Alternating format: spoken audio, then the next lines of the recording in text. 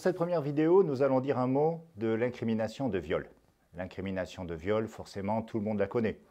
On se doute des éléments constitutifs qui permettent de caractériser ce crime.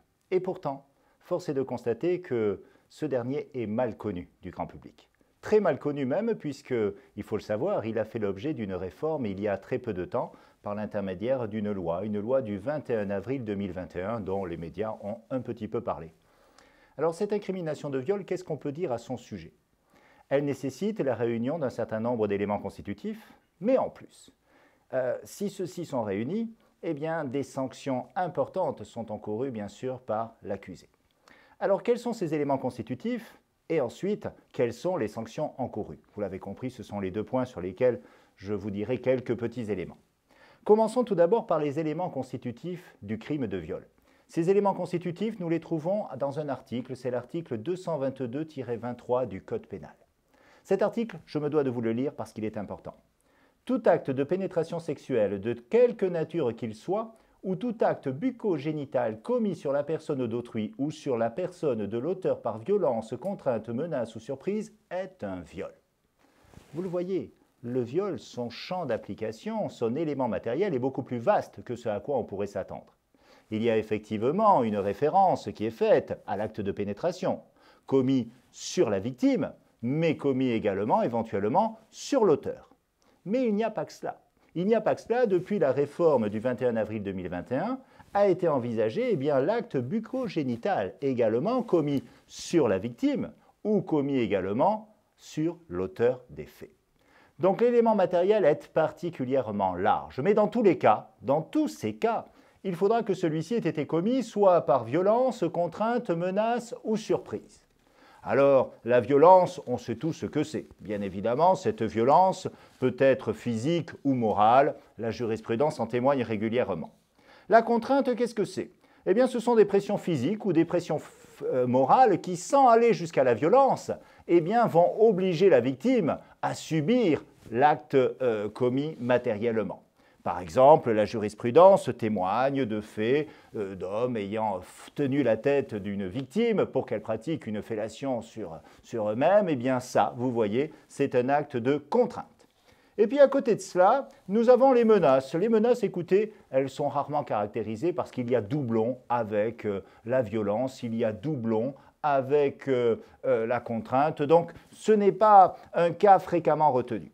En revanche, il y a la surprise. La surprise, qu'est-ce que c'est que ça?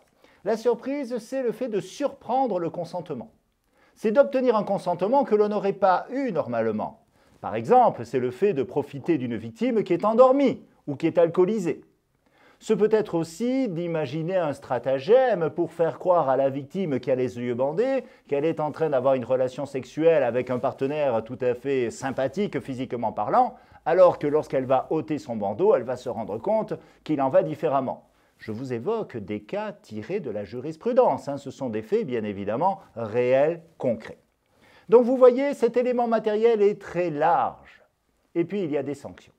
Et ces sanctions, elles sont, et c'est normal, sévères, bien entendu. Nous sommes en présence d'un crime, c'est-à-dire une infraction qui impliquera la cour d'assises.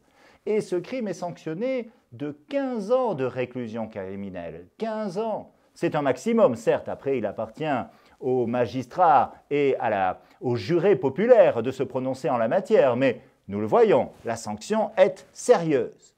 Et puis cela peut aller également au-delà. Il existe également des circonstances aggravantes avec lesquelles la peine ira jusqu'à 20 ans d'emprisonnement. Alors quels sont ces cas? Je ne vais pas vous les lister, ils ne vous intéressent peut-être pas tous ici. Je vais m'arrêter sur ceux qui pourraient être utiles à connaître. Il y a par exemple le fait de commettre un viol lorsqu'il est commis par plusieurs personnes agissant en qualité d'auteur ou de complice. Ce que l'on appelle les tournantes, cela relève de ce cas-là.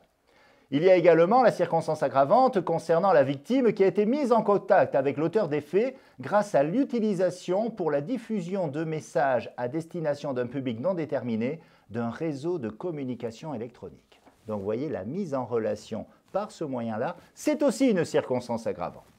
Nous avons aussi les faits commis par une personne agissant en état d'ivresse manifeste ou sous l'emprise manifeste d'un produit stupéfiant. Donc l'auteur des faits qui dit « je me rappelais de rien », j'étais ivre, j'avais consommé des stupéfiants, eh bien là, il n'échappera pas à la sanction. Au contraire, celle-ci sera aggravée. Et puis une dernière hypothèse que je peux vous citer, c'est lorsque le viol a été commis et qu'une substance a été administrée à la victime à son insu afin d'altérer son discernement ou le contrôle de ses actes. Vous vous en doutez, c'est toute la jurisprudence liée au GHB qui est à l'origine de cette circonstance aggravante. Voilà en quelques mots ce délit de viol. Une infraction au champ d'application plus large que ce à quoi on pourrait s'attendre et bien évidemment des sanctions lourdes.